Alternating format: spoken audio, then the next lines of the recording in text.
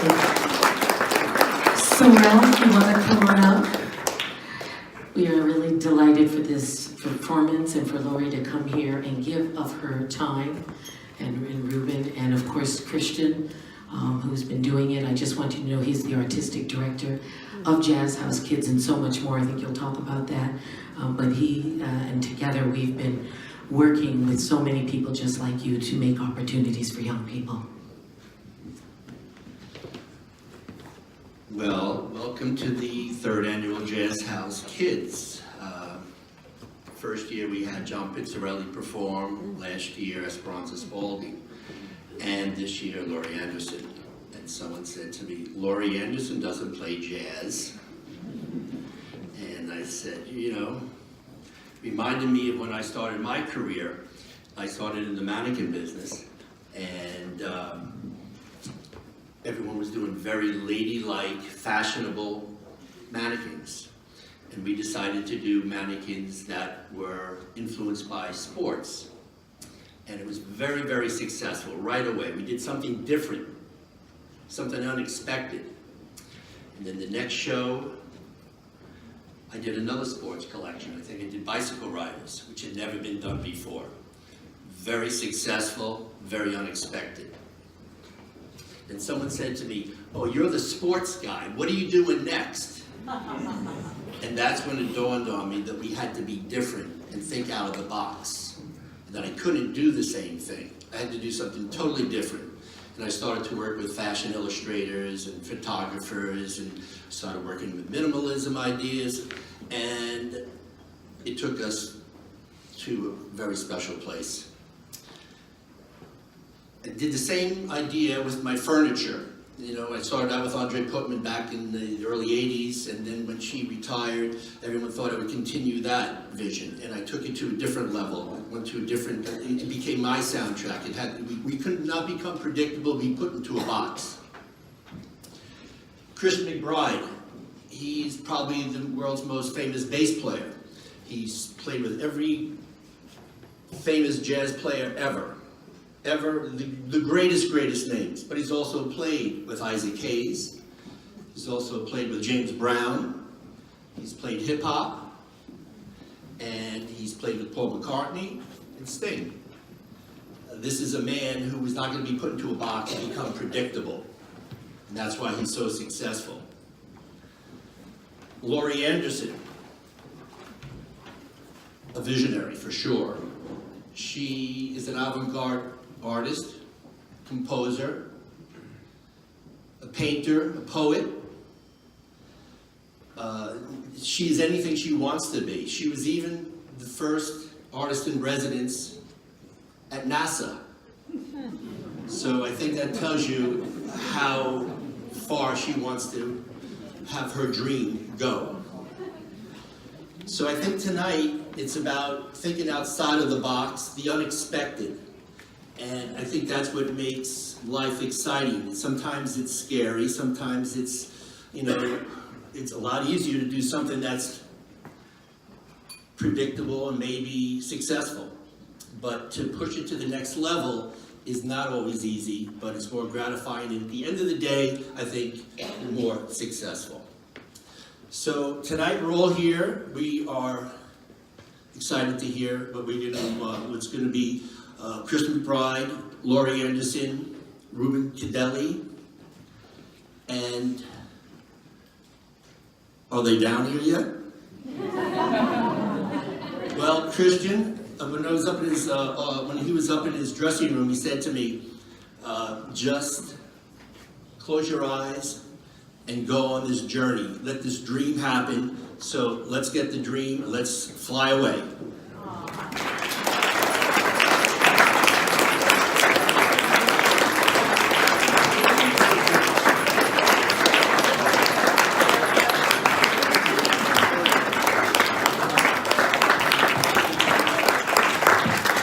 Thank you very much, ladies and gentlemen. Thank you, Ralph, and thanks to all of you for coming this evening to support Jazz House Kids and to support great art in general, because I think of Ralph as much of an artist as Laurie Anderson. I mean, you look at all of the great works that have come from this entity. They're creative. They're very creative. They're much more than simply furniture. These are artistic statements. So Ralph, thank you very much. Thanks for being such an artistic mind yourself.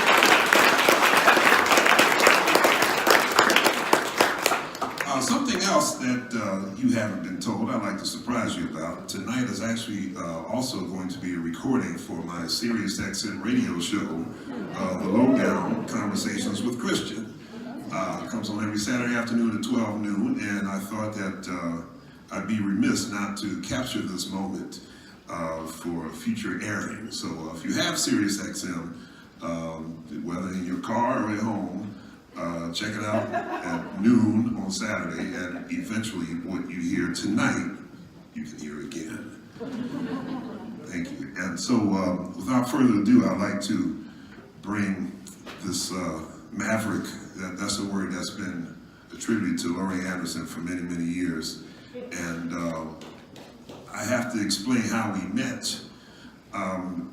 Little did I know, our mutual friend is the great actress Gina Gershon. So Gina came to the Village Vanguard where I was working one night, and she said, "Have you ever met Laurie Anderson?" I said, "No." She said, you two got to hook up." And I thought, all right, that came out of nowhere, but sure, I would be honored to meet Laurie Anderson. Been a fan of hers for years. So I'm going to bring her to the Vanguard. And so, sure enough, Gina and Laurie Anderson come to the Village Vanguard, and I didn't know what to say. We went backstage, we hung out, and they came again a few nights later. That turned into, we need to work together. And for the last 2 years now, I've been honored to make music with this maverick artist. So without further ado, please give a huge round of applause to the great Laurie Anderson.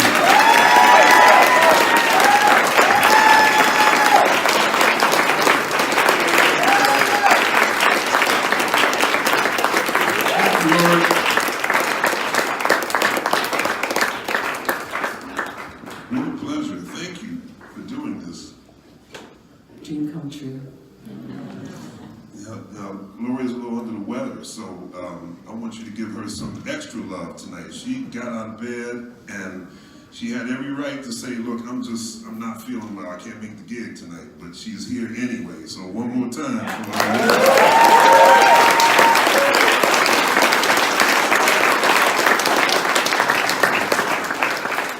Tell me the story. I understand that the Ralph PUCCI family and you actually have some history. Like he did some. Yeah, where's Jim? Where's Jim Civic? Yeah, he's one of the most wonderful designers, and he's here at the gallery, and I've seen his work, and actually have some of his pieces. My husband, Lou Reed, was a huge fan of Jim's, and so we got to be kind of collectors of some of his things, and people come over and go, "What is that thing on rollers that looks like a big piece of cheese?" So I love your work, Jim. Thank you so much.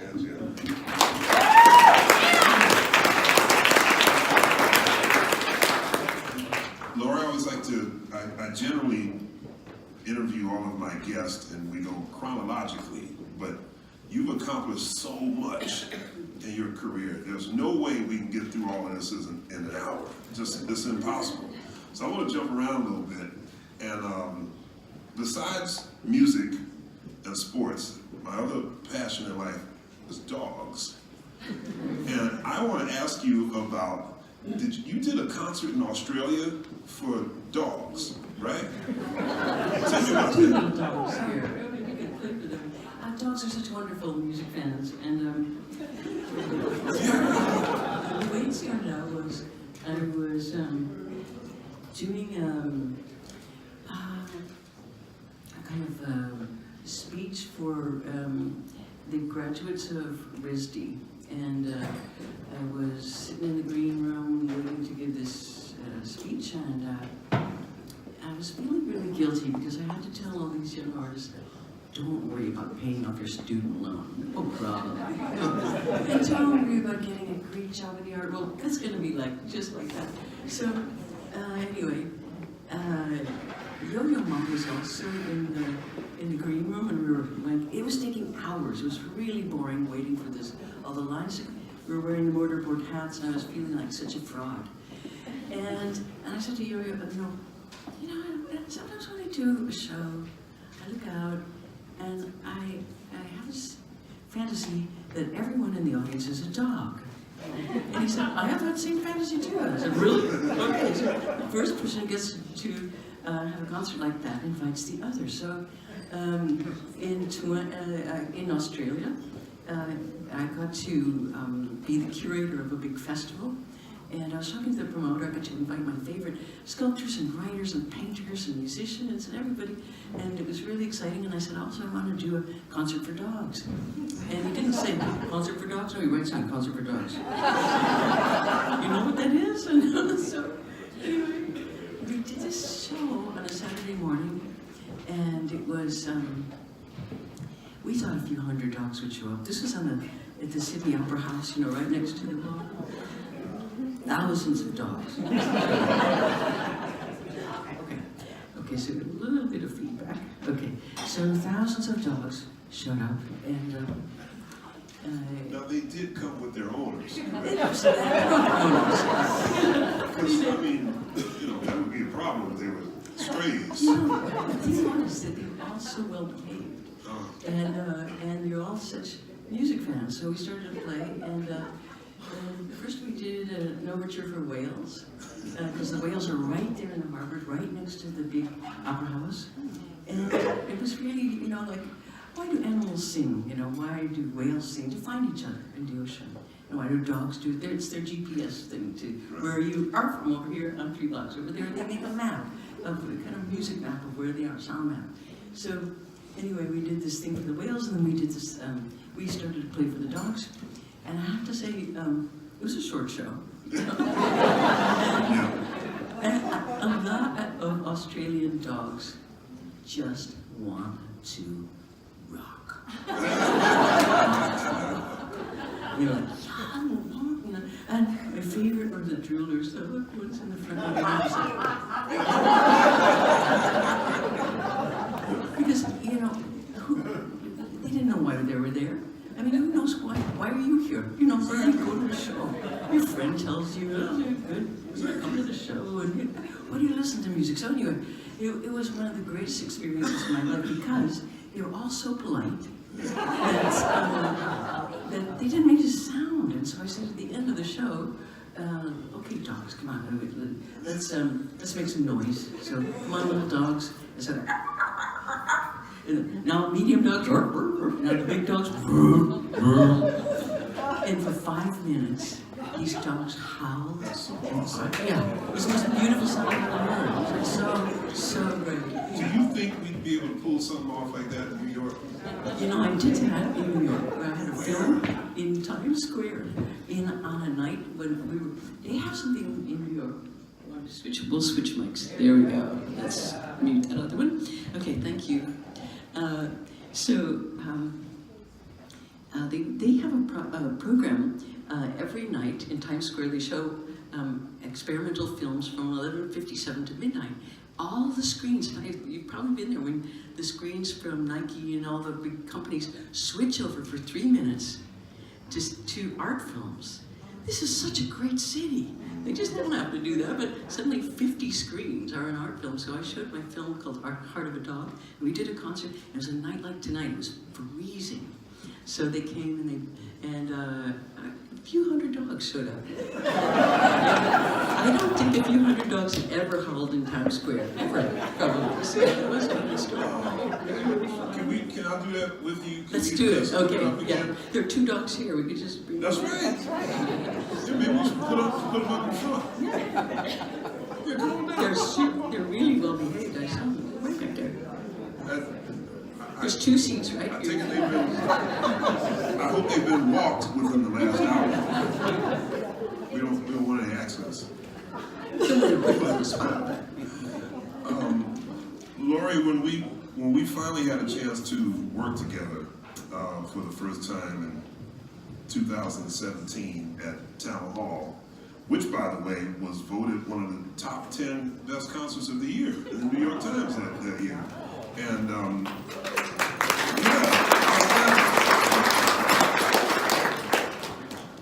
I'd like for you to say a few words about our fellow band member.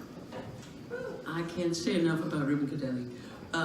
He's the best cellist in the world, I would say. Okay, that's my thought. Oh, yo-yo. Sorry, Rubin, you and yo-yo. That's okay. The first time I heard Rubin play was actually at the Rubin Museum, just over here. And we were doing something. His own place. Yeah. He's got his own museum, the Rubin Museum. We happened to be at the Rubin. And we were playing a weird thing. It was a version of songs from the Bardo. So the text was the text from an ancient Tibetan text. It was a very, very beautiful text. And there were about 4 or 5 musicians playing this and doing this evening, and I kept hearing these like beautiful sounds, and then I would hear a strange sound, and then I'd hear a beautiful sound. I would look over, and it was always Rubin. And at the end of this, I said, "Who are you?" So I have played as often as I can with Rubin ever since then, and it's been such a joy. And then the 3 of us, it's really crazy. Well, I say we give him a taste. Yeah. Please welcome Mr. Rubin Kodheli.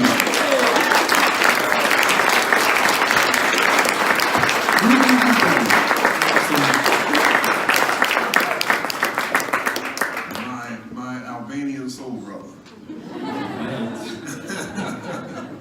How about we give him a little taste of what we do? Laurie Anderson, Rubin Kodheli, ladies and gentlemen.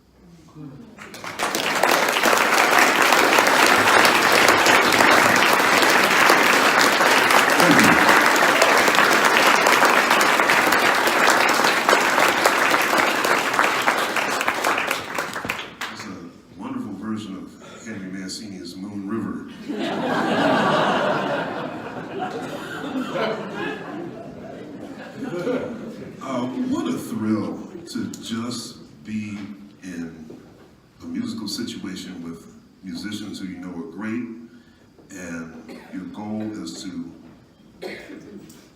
improvise. Like, that to me really is true improvisation.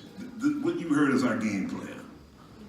Let's just find a groove once we start, and whatever that groove is, we'll follow it.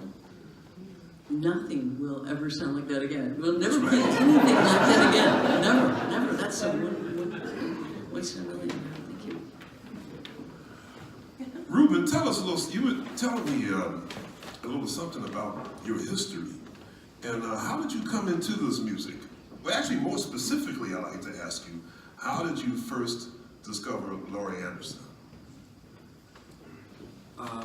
Well, when we met at the museum, At your place. and I think 8 months later we played together again at Laurie's studios. Yeah. Yeah. Now, how did you come into playing improvisational music?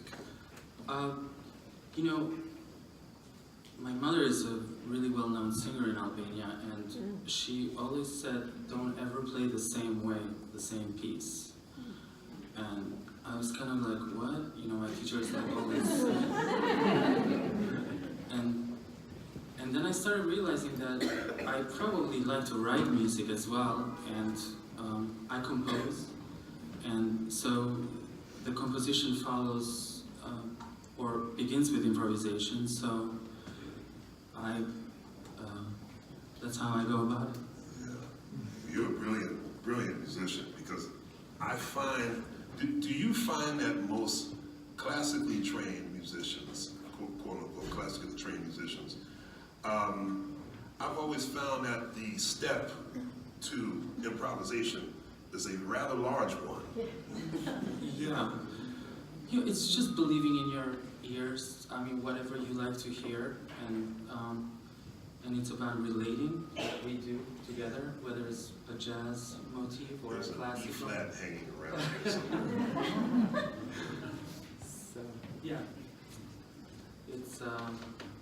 it's really about connecting to your your own emotions, and Yeah. that's how I also worked after I finished school, and then I started working with Henry Threadgill, Yeah. and that really just blew my mind. You know, conversations about same conversation we talk about Elvin Jones and then Stravinsky. You know, Yeah. so I was like, that's what it's about. You know, so I just follow that. Henry Threadgill, that's another brilliant, brilliant musician. Yeah. Laurie, you grew up in the Midwest, correct? And you you received a degree in sculpting? Wow, so how did you come to, I mean, violin, sculpting? You know, Wow. as a kid, I was one of 8 kids, and nobody ever asked us, what do you want to be when you grow up? It was just too complicated a question. There were too many people, you know. I never asked. So I never had to say. So I just would do this and a little that. And I was always painting and playing the violin and doing different things like that. And now I call myself by the meaningless term multimedia artist. Means nothing. Everybody is a multimedia artist. You know? So, it gives me the freedom to play music and make paintings, and especially what I'm really interested in now is virtual reality. I just love that. I just love making that stuff. Yeah. I always love to read stories and hear stories from the people who are here. Just hearing about New York in the late 70s, all through the 80s. I mean, I caught the gas fumes of the late 80s in New York, but it seems like there was like a real special time in New York City in the 70s and early 80s. Is this the place you always wanted to come because of that, where you can sort of be as free as you wanted to be as an artist? Yeah, I mean, as someone from Chicago, we were in the second city, and I wanted to be in the first city. It was like, that was where it was happening. Also, this was before, this was when all the news was live, you know, as opposed to like sometimes recorded late. And I would think, oh, it's live from New York, and it's 8 o'clock, and I'd look at the clock, and it would be 7 o'clock. And I was like, wow, New York is like darker, later, cooler, you know, so I always wanted to go there. I'm glad I'm here now because it's minus 57. Chicago tonight. Pretty cold here too, though. Thanks for coming and showing up in this. You went to, did you go to Columbia? I did. Uh-huh. Is that where you got your sculpting degree? Yes, yeah. Wow, so it sounds like you always combined all of your artistic expressions. There was never a point where you felt you had to decide, well, I have to do this but do that. Is that true? Well, you know, it's funny. The art world is a world that in a way, not just encourages you, but almost demands that you pick a very specialized, you know, the path. You know, either you're an abstract expressionist that only works with this certain kind of line, and you'd think that it would be the opposite. You know, that you would have a huge amount of freedom in that. But so that's why I would just drift from thing to thing, because then it was easier to make whatever I felt like making. But when I was a sculptor, I began making violins, and I would make different kinds of violins. Some that were self-playing, because as a player, I wanted to just goof around with how they sounded. This particular violin is the 7th generation of some violins that I've been making with Ed Steinberger. It's technically a viola, so it has a low C string, and so I hop it up with a lot of electronics. And it's that software that we build and make. And so it has things like, it does crazy things like minor thirds, and you'll hear those floating around and some of the music. Right. Would you mind giving us if you could, because you have a really elaborate setup here.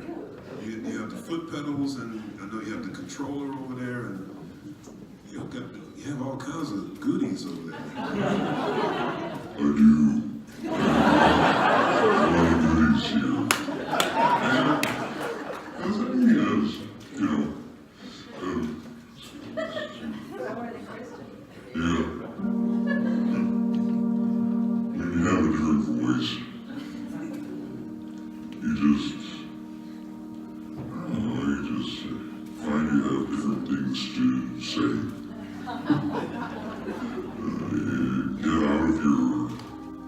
Get out of yourself.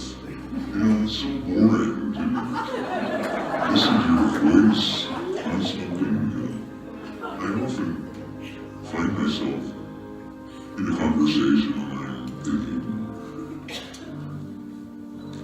who is that going on and on like that? It's me. So, that's why I use this stuff. Because I'm sick of myself, basically. You know what I mean, I'm sure.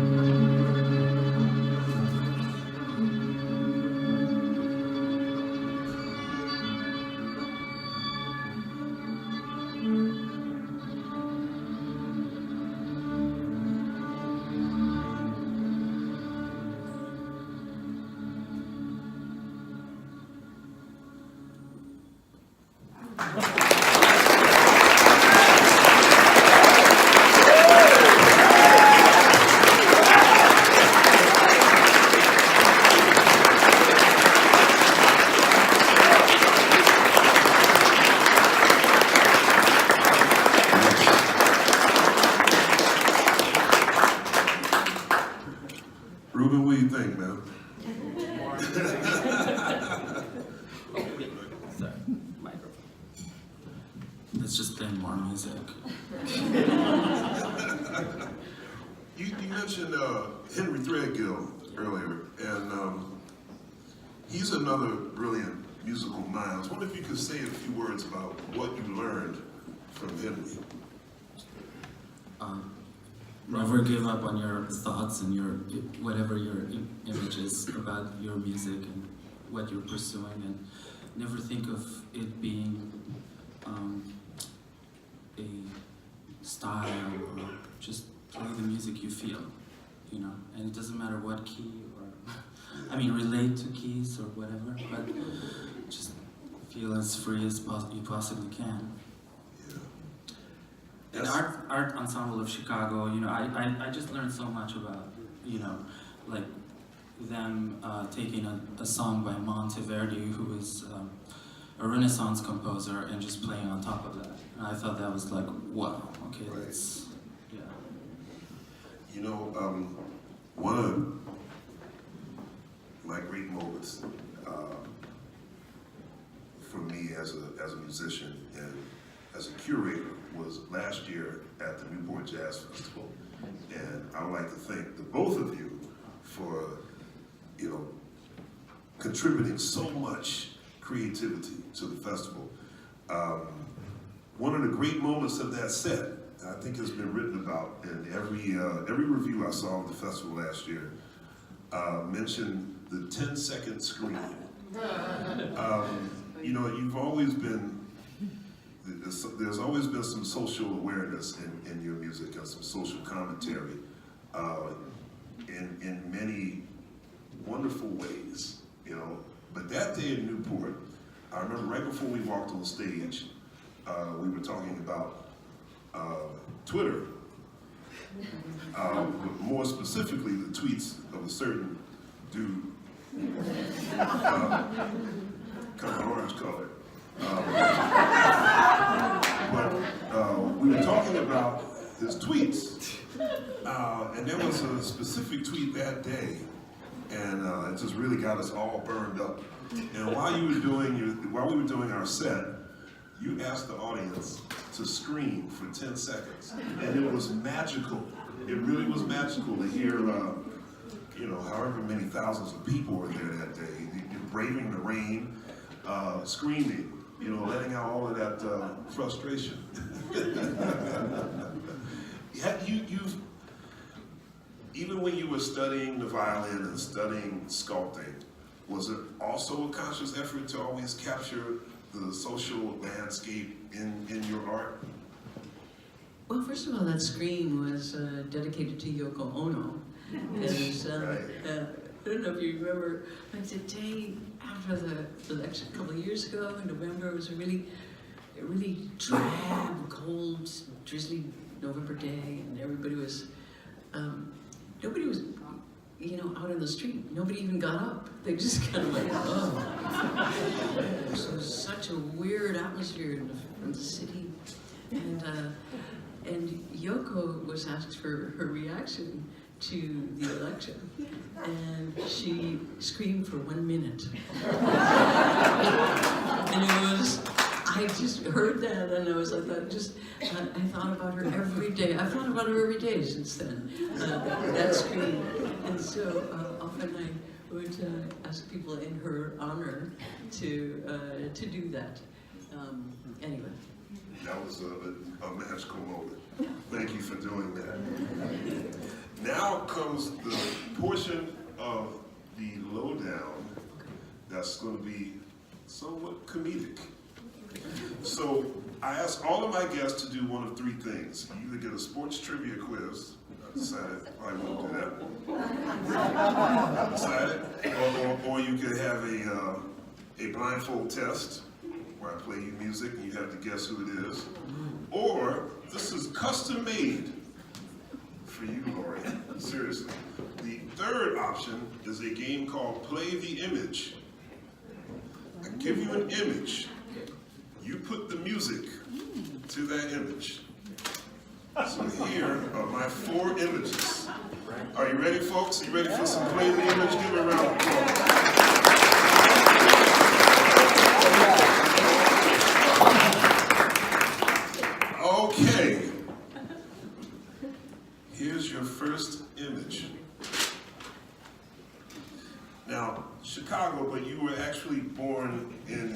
Glenn Elliott, right?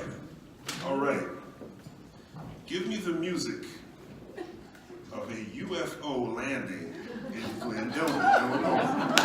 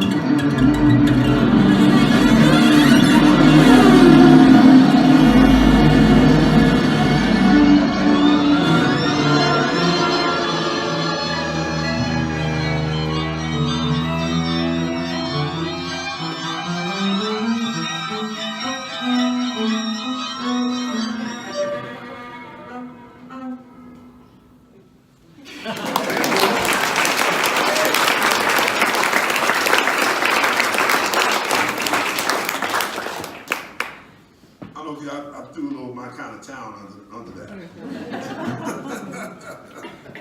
Okay, image number 2. Elon Musk renting a car at Avis. Avis.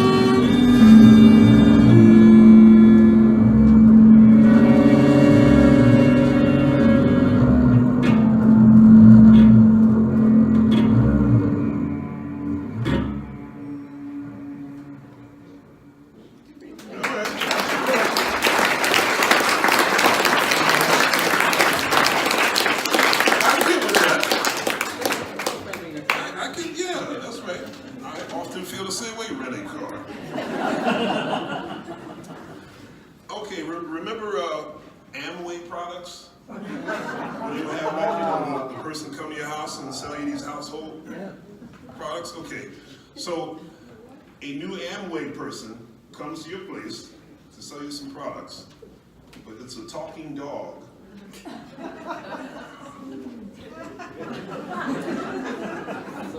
So a K9 Amway rep.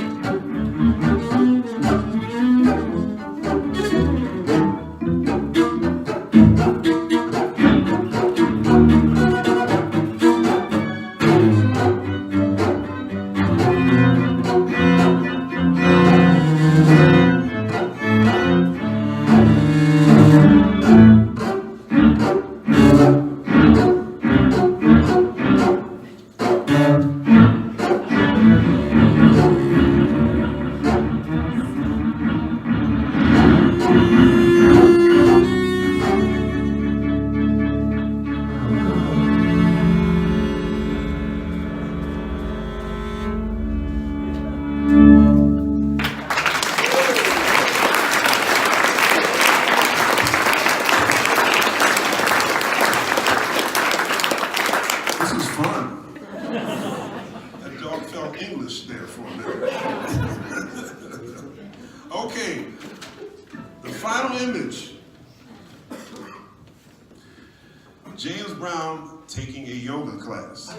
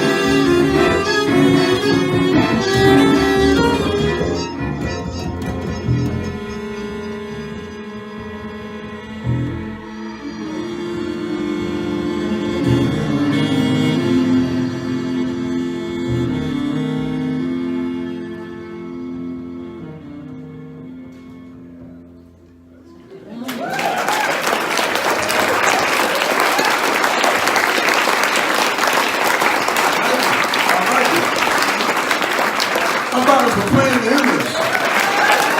Laurie Anderson and Rubin Kodheli.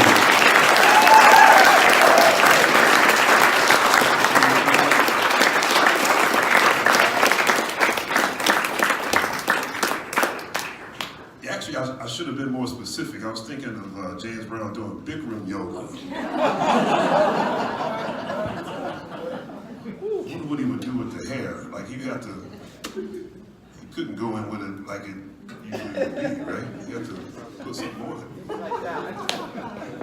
Oh, that's an image there, right? Yeah, turn around. That's kind of hip though. Christian, how was it playing? None here. Oh, yeah. Just curious how was playing with James Brown? How was it playing with James Brown? Any stuff? Amazing. In a very strange kind of way, I was hoping that during the gig he would be upset with me so he could find me. You know, James Brown was notorious for finding musicians for making mistakes.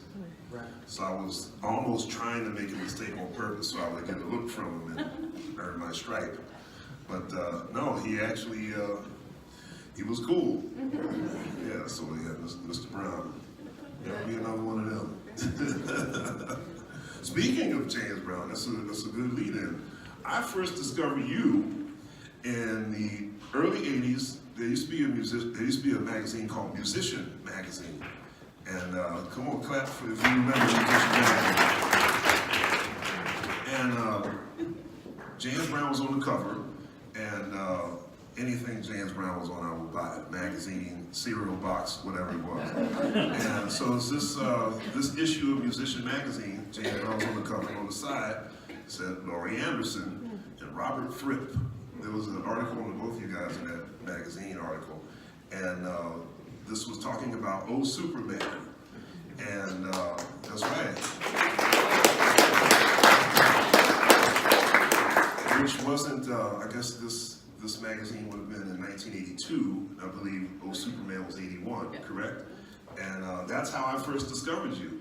And for the rest of the decade, what was the movie you did in '80? Was it Home of the Brave? Yes.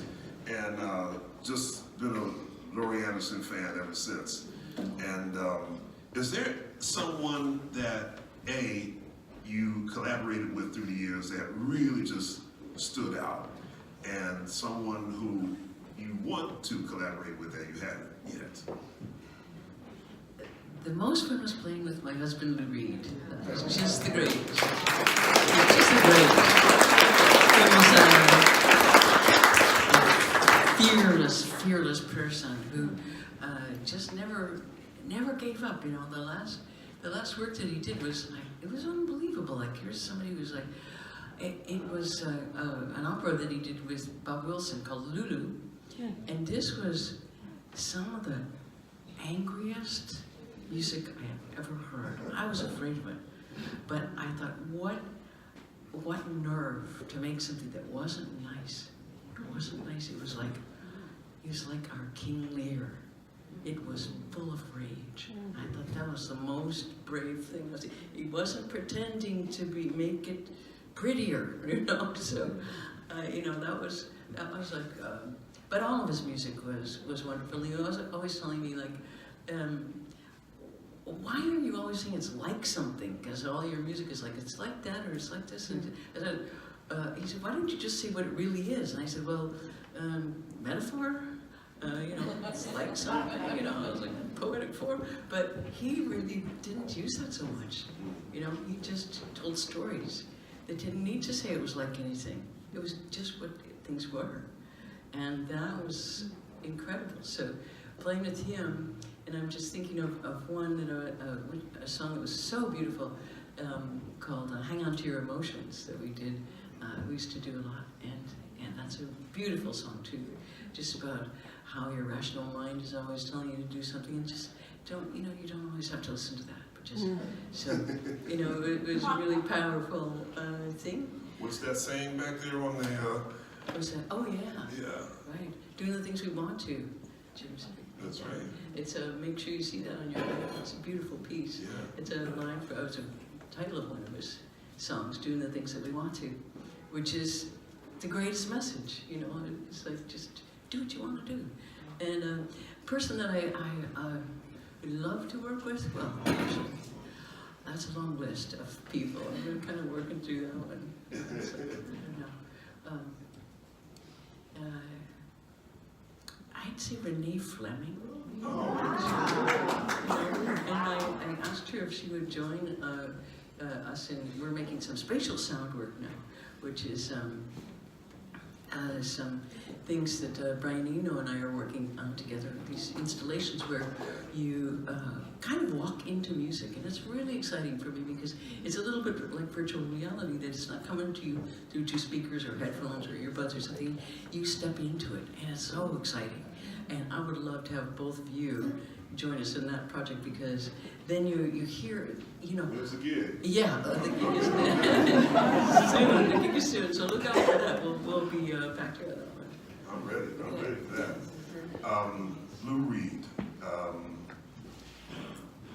all of us that got to know his music are better for it, and I'm happy to say I had a chance to work with him once at the Apollo Theater, and we got to play Nighttime Was the Right Time. And he took his guitar solo, he turned to the band and said, let's just vamp in E instead of playing the blues form. And so I remember we were just vamping on E, and it was just like, just a wash of energy just was coming off the stage. And I was on stage like, yeah, it's kind of cool, you know? I'm sure Ray Charles would have dug it. But Laurie, I want to ask you about another one of your wonderful creative things that you've done in your career. Was it the Duets project where you conducted on ice skates? Oh yeah. On a block of ice? Right, yeah, that was a while ago. It was one of the first that's deep. violins that I made, and it was a violin that played by itself. So it had a speaker inside it, and then I would play duets live. Just, I don't know, just, I was interested in these beautiful Nordic pieces, the double violin things. And so I thought, you know, and I'll make them, so I made long loops of these riffs, and then would play with it live. But when you're playing with loops, it's like not like a piece of music, it just has no end. Just when is it over? You know, so and that's always a big question. And I find beginnings and endings really hard anyway. That's why I never have, you know, intermissions and shows. You know, you have to have 2 beginnings and 2 endings. You know, so they're hard for me. So I like just music that kind of you step into and it just is going. You know, and so this was a loop that was just going, and so I thought I need some way to define the ending, so a clock, a way to stop it, and so that was a pair of ice skates that I wore with their blades frozen into blocks of ice, and so when the ice melts, it shows over. It was actually I did a lot of these concerts in New York, and because it was my public service and fulfillment of a grant that I got, so that was my you know, public contribution. And then I did it also in Italy a lot, and outside, unannounced, and it was very strange.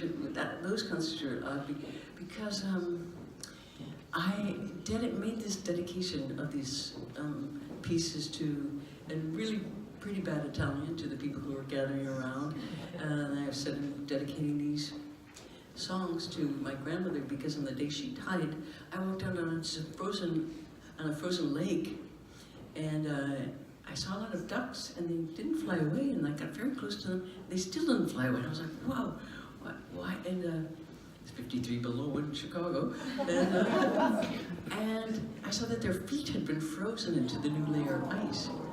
So there was a guy in a pork pie hat who showed up at every one of these unannounced things, and he was acting as a kind of, you know, he introduced people and was kind of being an impresario, and so he was saying to people, she's playing these songs because once she and her grandmother were frozen together in a lake. Close enough. It's one of the early experimental duets. Wow, that's amazing. Rubin, when we did our set at Newport last year, I remember looking over at you, and you were playing so hard, it was beautiful. You had literally ripped almost all of the hair off of your bow, and it was almost just nothing but a stick at the end of the set. And I wanted to ask you, again, as an artist that's an improviser who was also classically trained, when you go back to play written classical music, how does your ability to improvise influence that? Do you now take liberties with that written music now that most classical teachers would cut your hands off for doing? Yeah, it becomes sort of a marriage of like, what is time, you know? A lot of that is going on when we play is to just keep this like seamless energy and seamless time, and I think like I found that with improvisation much more than practicing 8 hours a day. Yes. So yeah, that's what it gave me. It gave me just more freedom, actually, and I think like Bach would like to hear it in that way too. Right. It's not something that's contained, you know. Yes. When I was in high school, I got familiar with Glenn Gould, and one of my friends in high school said, you know, Glenn Gould is sort of the monk of classical piano. I said, well, how do you mean? He said, well, he took certain liberties with Bach that no other pianist would do. Yeah. And I said, well, I'm not familiar with Glenn Gould, but I like him already. Just to know that he did that, you know. So I think it takes a special kind of artist to be able to do that, you know. Yeah. I look forward to playing some classical music with you one of these days. Maybe we can put some flat fives on there, you know. We can change it up a little bit, you know. Laurie, before we play our last, before we take our final musical excursion for the evening, I would like to ask you about your appointment as artist in residence for NASA. What exactly does that mean? Yeah, I didn't know either, you know, but they just called me up. I was having a bad day in the studio, like a really bad day. Everything I was making was stupid, and I was like, I got a phone call, and they said, hello, I'm from NASA, we'd like you to be the first artist in residence here. I was like, you're not from NASA. I said, no, I am from NASA. I said, call me back. He called me back, and he's really from NASA. So he said, we want you to be an artist in residence to NASA. I said, residence, what does that mean? With like a space program? Where are you? I mean, what do you do? I mean, I don't know. What do you do? And he said, well, he didn't know what I would do, and what did I think I should do? I said, who are you people? I have to say, I mean, I took the job because it was so nebulous, you know, and I didn't know what to. And it was so for 3 years I spooked around various places, and you know, Hubble Space Telescope in Baltimore, and you know, JPL in Pasadena and Houston, Mission Control, and you'll be happy to know that people at NASA are really busy. So I'm there with my, you know, rocket, you know, artist in resident badge, and nobody ever said, do we have an artist? No, they were just like, just ignore it. They're already doing such great art, you know, they're making, you know, these a stairway to space, and you know, so that in the middle of the Pacific, and so that you know, basically to save fuel, so that when we blast off, we don't have to blast off. We just hoist the material up to this platform, and then we just drive off because we're above gravity, so you avoid the boom. You know, so so I think they were expecting me after this long period of time to do some, you know, like sexy techno project, like, you know, light up the, you know, use satellites to light the dark side of the moon or something like this. And someone said, yeah, my art project is going to be a long poem. They were like, a poem? How do you... Anyway, I have to say I was also not just the first artist in residence at NASA, I was also the last. I am trying to get that reinstated, not for myself not to do it again, but for someone else to do that. Because I think it's very important to have an artist in residence at NASA, an artist in residence in Congress, artist in residence in the White House, artist in residence in Supreme Court. We just think differently, and there should be a little bit more representation. So anyway, we'll see how that goes. All right, so beautiful. We like to invite our Jazz House Kids Quintet up to play with us.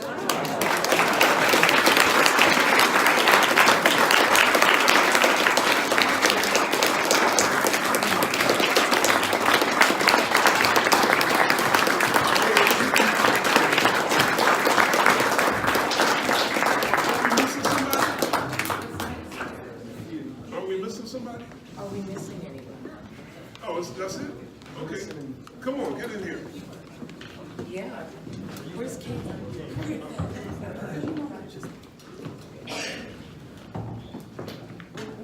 Laurie, will you give a word of wisdom to our young students? Have as much fun as you possibly can in your life. That's it.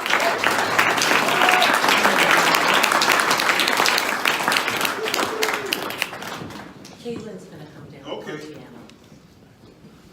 Come on, take up some of that space. Now you heard what's happening. We're not about to play a song for my father. or Misty. So just, you know, No 12 go with the groove.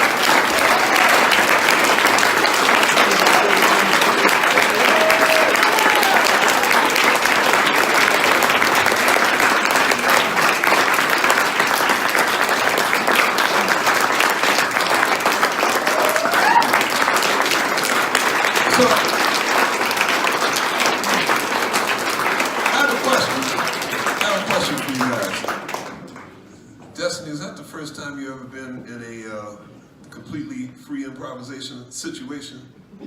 Yes. How'd it feel? Different. Felt different. That's a good way to describe it. First time? No, but first time without my instrument. No, but you did have the instrument. Yeah, part of it. You see, I saw him standing. I said, do something. Play the sticks, play the floor, play the amp, play something. You hooked it up though. What'd you think? I liked it. It's pretty fun. Yeah? Really? You're not lying, are you? I'm not lying. Yeah, Okay. Yeah, I know. I'm getting to him. What you think? What you didn't play anything, did you? Well, what you think anyway? Just killing it. Yeah. Well, I would like to give huge thanks to Rubin Kodheli and the great Laurie Anderson for joining us this evening.